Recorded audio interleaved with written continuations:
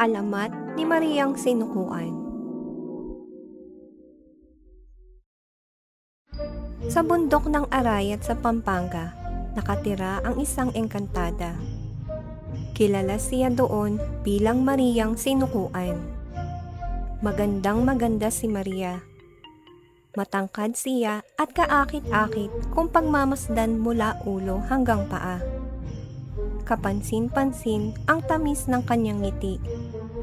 Mapapatingin ka kapag nagsalita na siya sapagkat hindi mo may paliwanag kung anong misteryo ang bumabalot sa katauhan niya. Natural lang kasi na ituring siyang isang diyosa sapagkat engkantada nga ang dalaga. Pero kahit na engkantada, tuwang-tuwa siya sa mga tao kaniyang nakikita. Natutuwa siya kapag magmamano ang mga bata sa mga nakatatanda. Nasisiyahan siya kapag hinahainan ng may bahay ang pagod na asawa.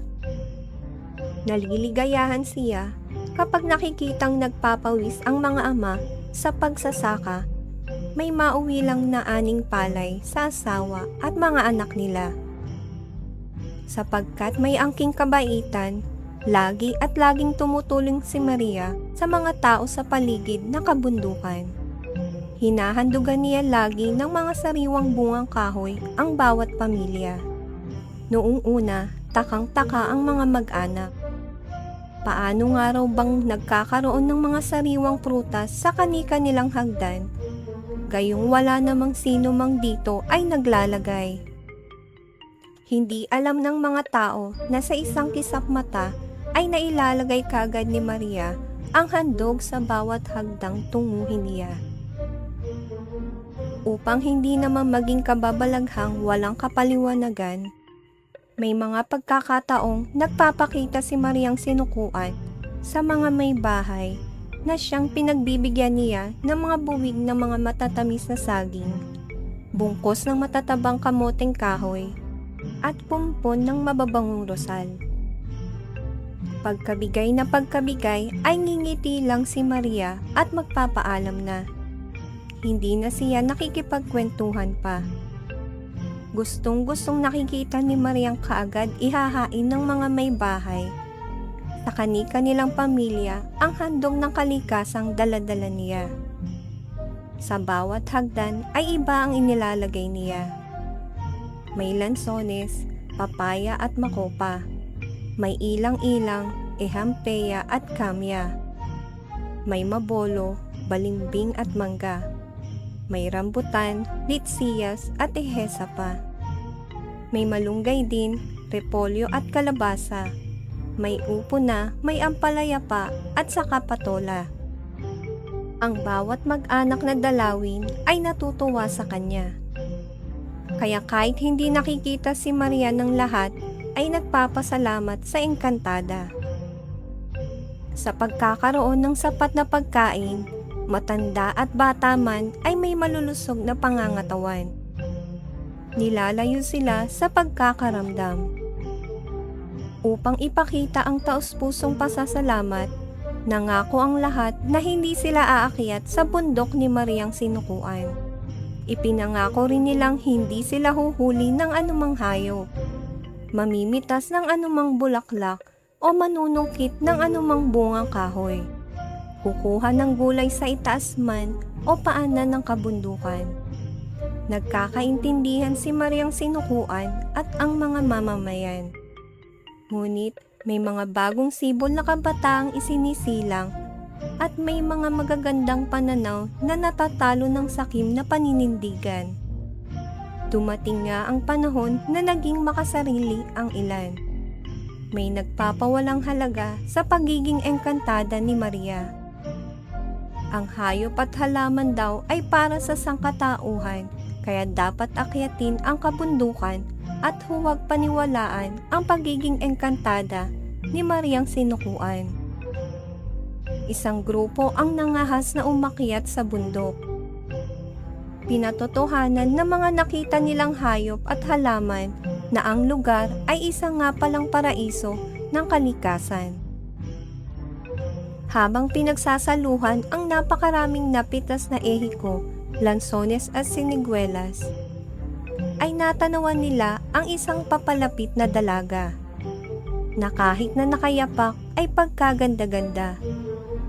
Hindi sila kaagad nakapagsalita nang mapansin nilang may kung anong liwanag ang nakapalibot sa nakaputing engkantada na sa isang kisap mata ay tinitingala na nila. Ako si Maria ng bundok sinukuan.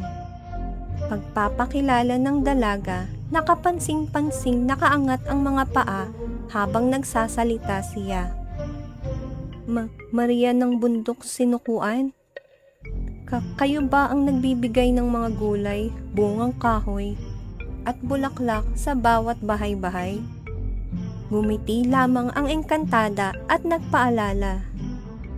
Makakain ninyo ang lahat ng bungang kahoy, subalit wala kayong dadalhing anuman sa inyong pagbaba sa kabundukan. Tumango-tango lang ang kalalakihan. Napatunayan ng lahat na totoong mapagbigay si Maria nang anyayahan sila sa isang masaganang pananghalian.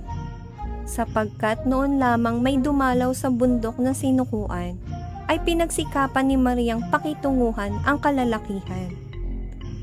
Ginulat ni Maria ang mga bisita nang dalhin sila sa mesang kainan sa ilalim ng punong mangga. Isang masaganang pananghalian ang bumulaga sa kanila. May mga inihaw na baboy damo, pabo at usa.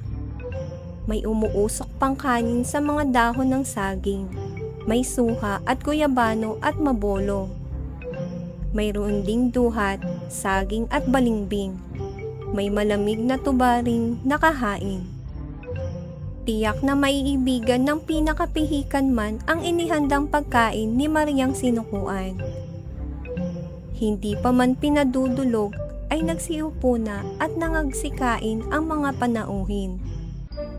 Matapos mabundat ay hindi man lang sila nagpasalamat sa nag-imbitang engkantadang nagpakatao bilang pagbibigay sa kanila.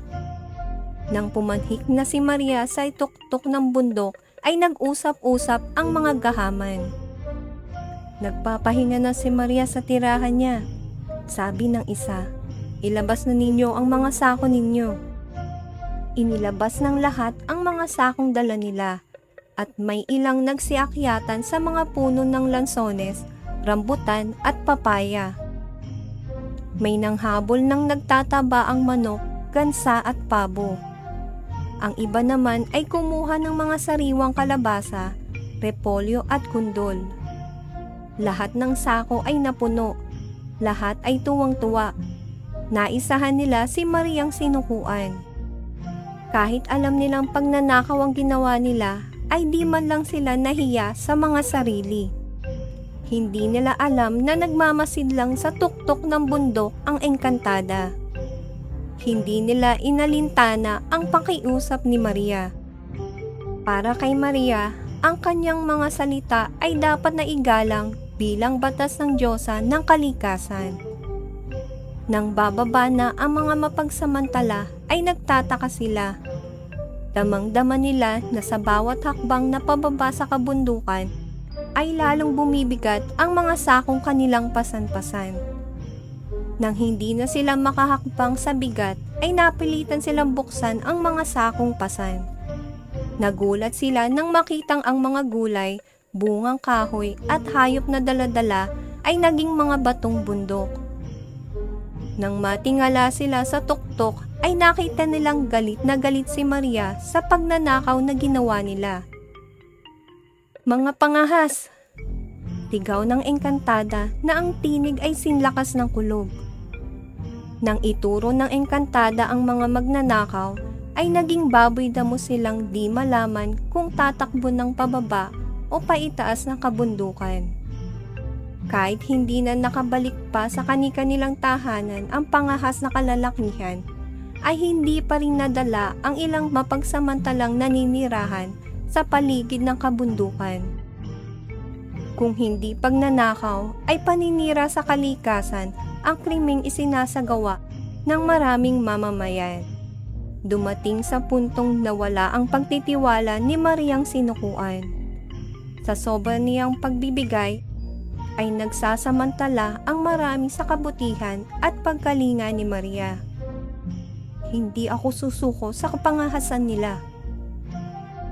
Bilang parusa, itinigil na ni Maria ang bigay pala niyang paghahandog araw-araw ng mga bungang kahoy mula sa kabundukan. Napansin ng mga taong nagtampo na sa kanila ang engkantada. Nag-usap-usap sila. Sinuri nila ang mga kahinaan nila. Natuntun nilang dahil sa kapangahasan at pagbawalang halaga sa kayamanan ng kabundukan ay nagalit at umakyat na sa tuktok ng bundok niya si Maria. Ayon sa sabi-sabi, kahit nagsisuko na ang mga pangahas, ay hindi na rin bumaba na kabundukan si Mariang sinukuan. Iyan ang pinagmulan ng nagtampong engkantada sa bundok ng sinukuan. At yan ang kwento ng ang alamat ni Mariang sinukuan. Laging tatandaan mga bata, huwag maging makasarili at sakim. Huwag maging mapang-abuso sa ating kapwa. At huwag ding magpadala sa damdaming makapaghiganti. Hanggang sa muli mga bata, paalam!